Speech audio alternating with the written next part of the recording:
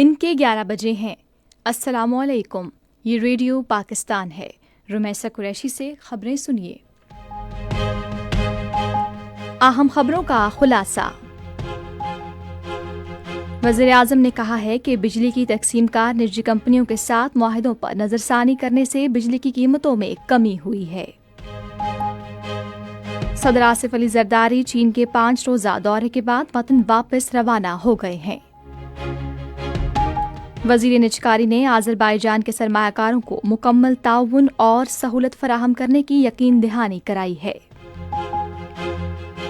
پاکستان علماء کونسل نے واضح کیا ہے کہ غزہ میں فلسطینیوں کو ان کی سرزمین سے بے دخل کرنے کی کسی بھی کوشش کی امت مسلمہ مخالفت کرے گی۔ اور اب خبریں تفصیل کے ساتھ۔ وزیراعظم شہباز شریف نے کہا ہے کہ گھریلو اور عام صارفین کے لیے بجلی کی نرخ مزید کم کیے جائیں گی۔ انہوں نے اسلام آباد میں توانائی کے شعبے کے حوالے سے ایک اجلاس کی صدارت کرتے ہوئے کہا کہ بجلی کی تقسیم کار کمپنیوں کے ساتھ معاہدوں پر نظر ثانی کرنے سے قومی خزانے کی بچت اور بجلی کی قیمتوں میں کمی ہوئی ہے۔ انہوں نے کہا کہ نجی شعبے سے اچھی شہرت کے حامل بورڈ ممبران کی تقرری کے بعد تقسیم کار کمپنیوں کی کارکردگی بہتر ہو رہی ہے۔ اجلاس کو بتایا گیا کہ بجلی کے شعبے میں اصلاحات اور چوری کے خلاف مہم کے نتیجے میں گزشتہ سال دسمبر تک تقسیم کار کمپنیوں کی وصولی کی شرح 93.26% تک بہتر ہوئی۔ شرکاء کو گردشی قرضے کو مرحلہ وار کم کرنے کی حکمت عملی، بجلی کی ترسیل کے لیے مسابقتی منڈیوں کے قیام اور بجلی کے نرخوں میں کمی کی حتمی تاریخ اور دیگر اصلاحات کے بارے میں بھی آگاہ کیا گیا۔ وزیراعظم نے تمام اصلاحات اور منصوبوں کو مقررہ مدت میں مکمل کرنے کی ہدایت کی۔ صدر آصف علی زرداری چین کے 5 روزہ دورے کے بعد وطن واپس روانہ ہو گئے ہیں۔ چین میں اپنے قیام کے دوران صدر زرداری نے اپنے چینی ہم منصب صدر شی جن پنگ اور وزیر اعظم لی چینگ سے ملاقاتیں کیں۔ انہوں نے چین کے شہر ہربن میں 9ویں ایشیائی سرمائی کھیلوں کی افتتاحی تقریب میں شرکت کی۔ دورے کے دوران مختلف شعبوں میں تعاون بڑھانے کے لیے پاکستان اور چین کے درمیان مفاہمت کی یادداشتوں پر دستخط کیے گئے۔ نائب وزیر اعظم اور وزیر خارجہ سینیٹر محمد اسحاق ڈار کی زیر صدارت اسلام آباد میں ایک اجلاس ہوا، جس کا مقصد پاکستان اور ترکیہ کے درمیان تجارتی، اقتصادی اور سرمایہ کاری کے تعاون کو بڑھانے کے لیے جامع لائحہ عمل وضع کرنا تھا۔ یہ اجلاس اسلام آباد میں ہونے والے اعلیٰ سطح کی پاک ترکیہ تصویراتی تعاون کونسل کے 7ویں اجلاس کی تیاریوں کا حصہ تھا۔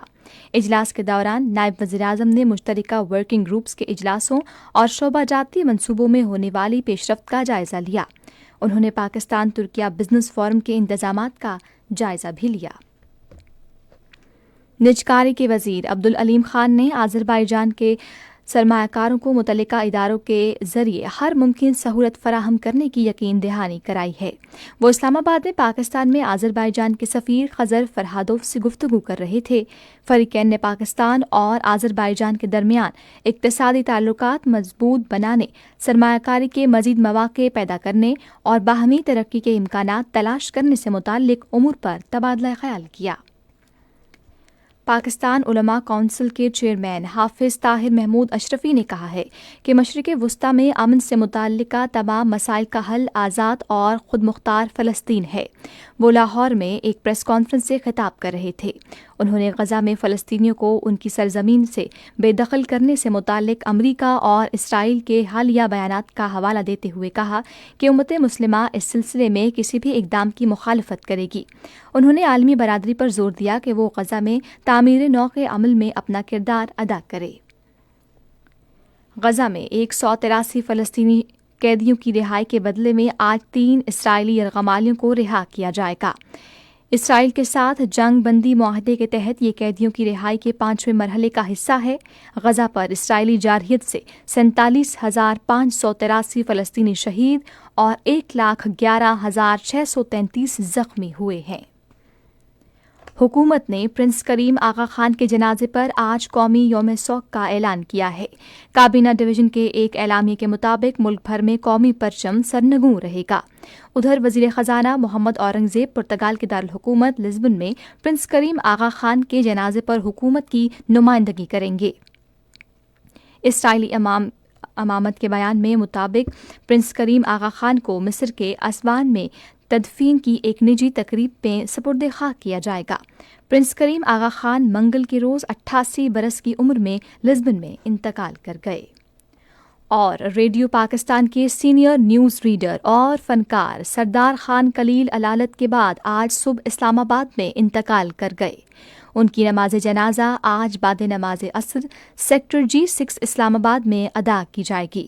سردار خان نے 1980 کی دہائی کے اوائل میں ریڈیو پاکستان سے اپنے کیریئر کا آغاز کیا اور اپنی وفات تک ان سے منسلک رہے۔